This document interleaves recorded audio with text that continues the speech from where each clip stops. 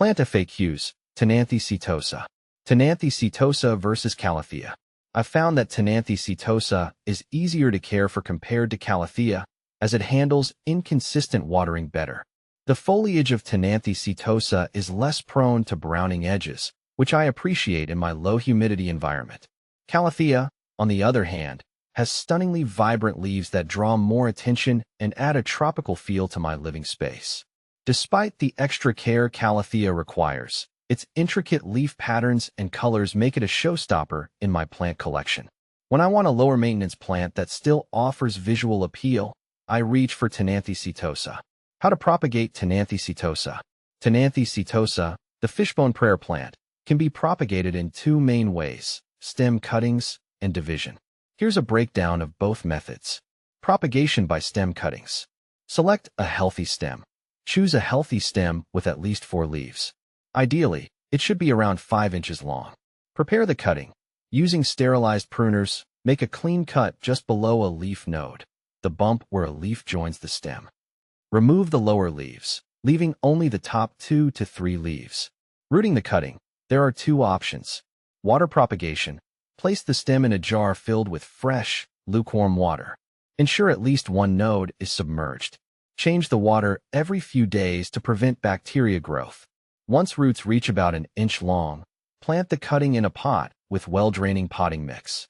Soil propagation. Dip the cut end of the stem in rooting hormone, optional, and plant it directly in a pot with well-draining potting mix.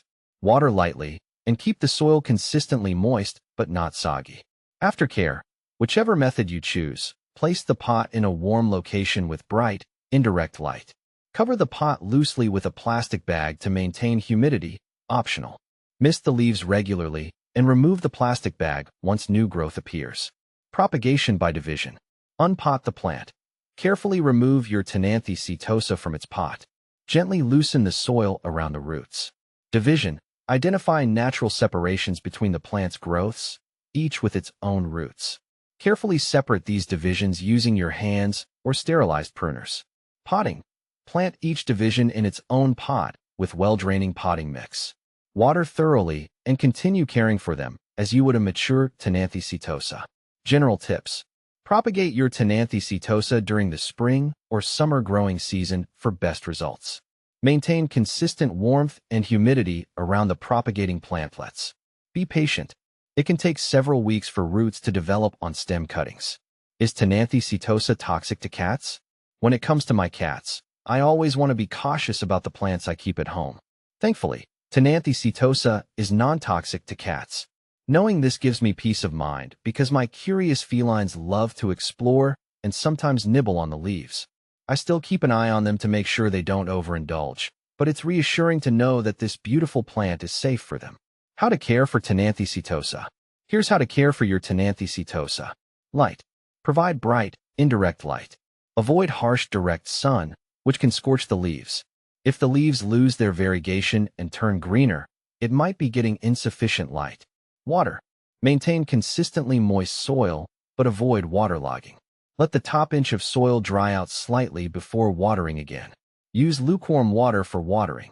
In winter, reduce watering frequency as the plant goes dormant. Humidity. Ctenanthe setosa thrives in high humidity. Mist the leaves regularly, especially indoors with dry air. Alternatively, you can use a pebble tray filled with water or a humidifier to increase ambient humidity. Temperature. Ideal temperatures are between 60 to 80 degrees Fahrenheit, 15 to 27 degrees Celsius. Protect the plant from cold drafts and sudden temperature fluctuations. Fertilizing. During the growing season, spring and summer, fertilize monthly with a diluted liquid fertilizer for indoor plants. You can stop fertilizing during winter. Soil and potting. Use a well-draining potting mix. A mixture of potting soil, perlite, and orchid bark can be a good option. Ensure the pot has drainage holes to prevent root rot. Repotting. Repot your Ctenanthe setosa every 1 to 2 years or when the roots outgrow the pot. Additional tips. Wipe down the leaves occasionally with a damp cloth to remove dust and improve aesthetics. Ctenanthe setosa is generally pest and disease resistant, but watch out for mealybugs and scale insects. You can propagate your Ctenanthe setosa by stem or division during the growing season. Is Ctenanthe Setosa toxic to dogs? I'm relieved to know that Ctenanthe Setosa isn't toxic to dogs, just like with my cats. Even though my dogs are less likely to chew on houseplants, it's comforting to know they're safe if they do decide to take a nibble. Having pet-friendly plants like this makes it easier to enjoy a lush, green home without constantly worrying about potential hazards to my furry friends.